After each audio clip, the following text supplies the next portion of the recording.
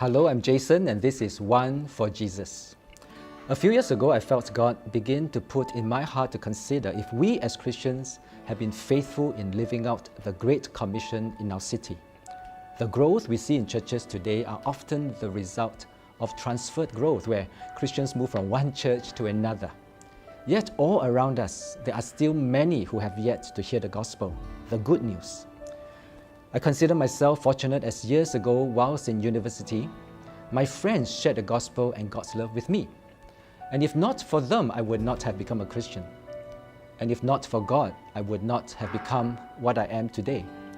As the Bible puts it, but how can people call for help if they don't know who to trust?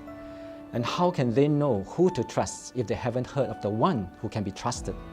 And how can they hear if nobody tells them? And how is anyone going to tell them unless someone is sent to do it? As I prayed and continued to ask God to show me what was on His heart, He asked me a simple question. Jason, do you think you can bring a friend to Christ if you are given 10 years to do so? I said, God, of course, my track record is quite good, Then I realized that this question was not just for me, but it was a question meant for every Christian in every church. So wherever I went, I would ask my fellow Christian friends this question, and all of them would say yes. Everyone said it is possible to bring one person to Christ in 10 years. What about you? Do you think you can bring someone to Christ if you are given 10 years to do so? Most of us are here today because someone chose to share God's love and the gospel with us. Many of you will be familiar with this song.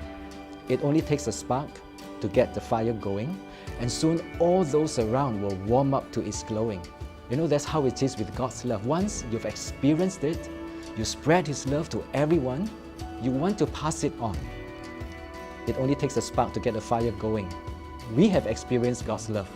It is time for us to pass it on. Will you be that spark for someone? Will you reach out to that one for Jesus?